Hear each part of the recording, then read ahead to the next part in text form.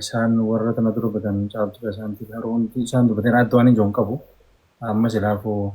wanni hafeen jiru gammachuu isaanii nagaa isaan jidduutti wasaan nagaa waliin afaan illee wal jechuun leedha. Ammoo yoo waan takka wanni ijoo yoo waa xiqqoo qaree isin keessa jiraattillee san numa laalaatu uummatuma laala dhiisa baroollee ta'ee caalaan yoo waa xiqqoo illee isin keessatti hafanii numa dhiisa san bira kutaadha yoo ammoo waan bira kutamuu hin dandeenye taate baroodha keessumatti ajjeesuuf bareedaadha sanii kana booda wanni deebitee isin jiddu qiriin hojii yaadu tokko illee hin jiru. Asirratti namni dhala kan duratti eegan nageenyaaf keessanii tune teenyee rakkoo isinitti jiru haroo fi isaa xiqqoo ta'e namni hundinuu warra waan kanarratti hirmaate hundi furee furamtee inni barnee jirra kana booda isin namni biyyaa aadaaf qubnechi walollee ganama walollee isaa booda walitti argamna garuu immoo gisee walollee namni hedduu ture xiqqeeshoo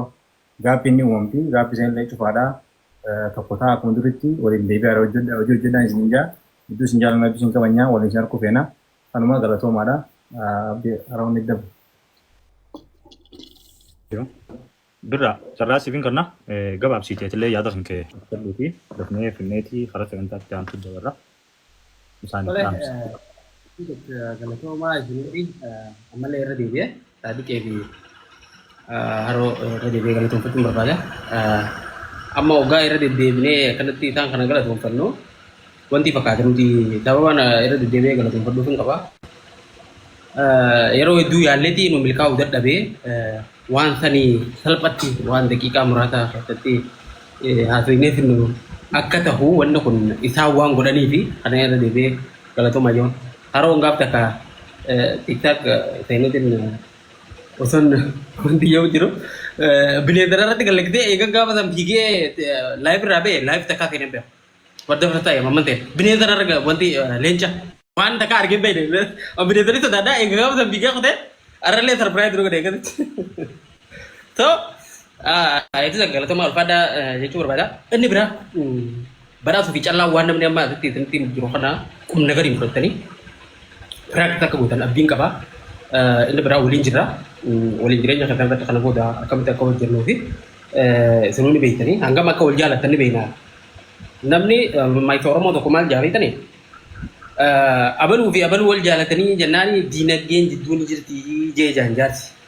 Sababni abbaan fedhe yoo hanga fedhe wal jaallate wanni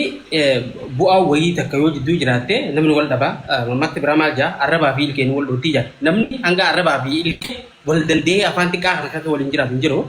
isaanuu yeroo garii walitti bu'an yaa walitti bu'iinsa keessan jireenya keessan kan fuulduratti dhiibbaa fiduu hin danda'u rakkoon duraan uumamtee turte arraan kanatti formaata argattee jirti wanni isin jidduutti badee ni deebi'a. Kun egaan kana itti gaafatamummaa isaan fudhatanii dhuma. Isaa hafe immoo waliin ba'e nuti jechuudha. Gara kaan hin jiru. Deebisu irratti hojjennaa walumaan taaneeti.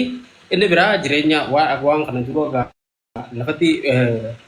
akka itti deemaa turtan sanitti deebi'uudhaaf immoo isiniif qopheessadha. Wantoota biraas hojjennaa waan itti jiruuf jecha sooshaal miidiyaa irratti illee waliin mul'achuu fi hawaasummaan arraan tana gammachuu keessan duraan walii ani hanga itti hanga ijoolleen tullamee wal dhaban kana wallaahi silkiin tiyya biidii taate keessattuu erga abdeen poostara san maxxanse booda hedduu biidii taate akka waan nuti cal jennee akka waan nuti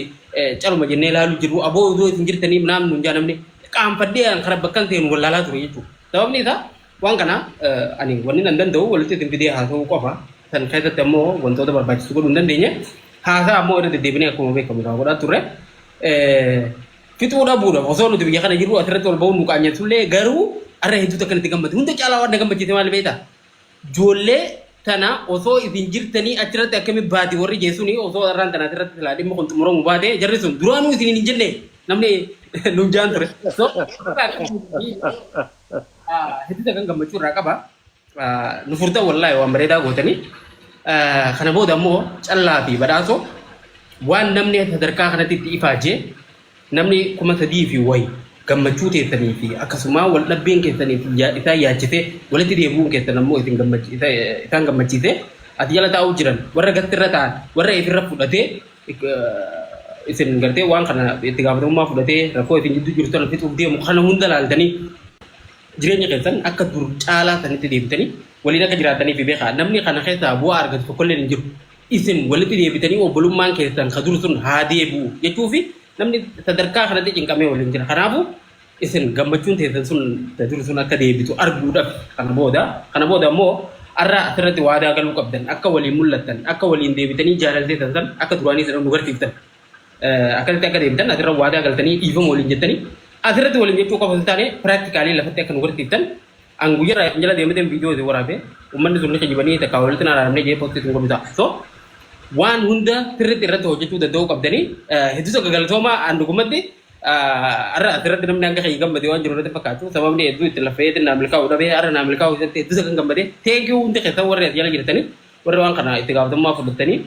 walitti araarsitanii akkasuma namoonni dhimma kana keessatti harka qabdan hundi